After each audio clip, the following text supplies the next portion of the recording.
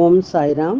ஸ்ரீ சாயின் ஆசீர்வாதத்துடன் ஸ்ரீ கோவிந்த் ரகுநாத் தபோல்கர் என்ற ஹேமாத்மன் இயற்றிய ஸ்ரீ சாய் சச்சரித்திர கிரந்தத்தின் அடிப்படையிலே தொகுத்து மூல மராத்தியிலே விரிவுரையுடன் இயற்றிய தைந்தின் சாயிபோத் பேராசிரியர் டாக்டர் சீதாராம் கணேஷ் தேசாய் அவர்கள்.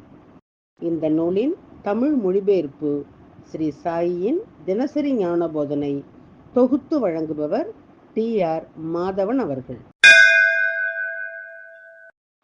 ஸ்ரீ சாயினுடைய இன்றைய ஞான போதனை அத்தியாயம் 26, ஓவி 57.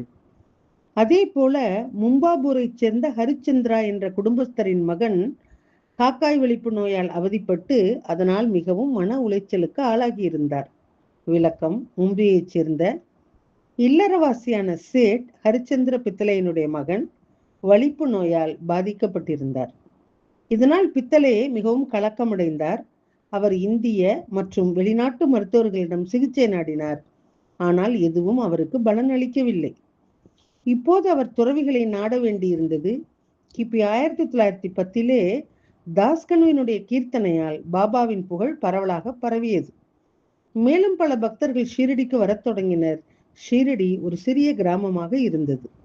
ஆனால் அதன் பிறகு பண்டரிபூரினுடைய முக்கியத்துவத்தை ஷீரடி பெற்றது. சாய் பாபாவை வெறுமனை பார்த்தாலோ அல்லது தொட்டாலோ அவரால் நோய்களை குணப்படுத்த முடியும் என்பதை பலர் அனுபவித்தனர். பாபாவினுடைய ஆசீர்வாதத்தால் துன்பங்கள் தணிந்தன. அவருடைய அருளால் தடைகள் நீக்கப்பட்டன.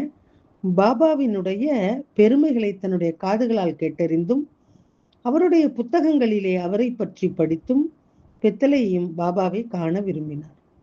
தன்னுடைய முந்தைய விருப்பத்தின்படி பித்தளை தன்னுடைய குழந்தைகள் அனைவருடனும் பல்வேறு பிரார்த்தனை புத்தகங்களையும் பழங்களையும் சுமந்து கொண்டு பாபாவை சந்திக்க ஷீரடிக்கு சென்றார்.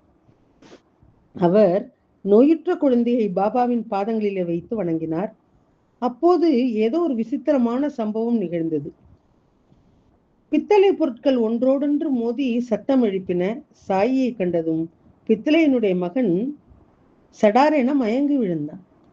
அவனுடைய கண்கள் உருட்டின. அவன் உடல் முழுவதும் நுரை பொங்கியது. வியர்வை அவனுடைய உடல் முழுவதும் வழிந்தது. அந்த சிறுவன் சுய நினைவின்றி தரையிலே விழுந்தான்.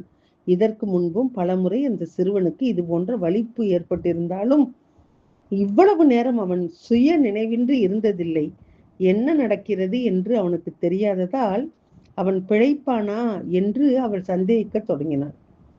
பித்தளையனுடைய மனைவி தேம்பி தேம்பி அழத் தொடங்கினாள். தாங்கள் ஏன் வந்தோம், என்ன நடந்தது என்று பித்தளையும் அவர் மனைவியும் வியந்தனர். அந்த பரிகாரம் பயனற்றதாக இருந்தது. ஸ்ரீ சாயினுடைய திருவடிகள் எப்படி இவ்வளவு ஆபத்தானவையாக மாறின? திருடர்களுக்கு பயந்து யாராவது வீட்டிற்குள் ஓடினால் வீடு அவர்கள் மீது இடிந்து விடுமா? புலியால் தின்னப்பட்டு விடுவோமா என்ற பயத்திலே ஒரு பசு ஓடினால் கசாப்பு கடைக்காரன் அதில் சாலையிலே காண்பானா? வெயிலால் களைப்படைந்த வழிபோக்கன் ஒருவன் தியானம் செய்ய மர நிழலிலே ஓய்வெடுக்க சென்றால் அந்த மரம் சரிந்து விழுமா? தங்கள் பாரத்தை இறைவனிடம் விட்டுவிட்டு அவர்கள் கோயிலுக்கு சென்றால் கோயிலே அவர்கள் மீது இடிந்து விழும். பித்தளை குடும்பத்தின் நிலை இப்படித்தான் இருந்தது.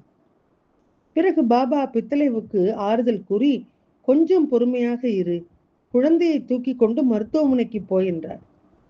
அவனுக்கு நிச்சயம் சுய நினைவு திரும்பிவிடும்.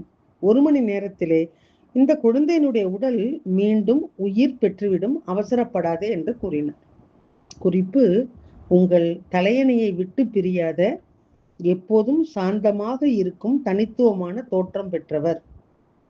ஓம் ஸ்ரீ சாய்ராம். ஸ்ரீ சாயினுடைய தினசரி மற்றொரு ஞான போதனை அடுத்த தொடரிலே கேட்கலாம். சாயியை பணிவோம். சக்தி நிலவட்டும். ஓம் சாய்ராம். श्री सच्चिदानंद सद्गुरु साईनाथ महाराज की जय।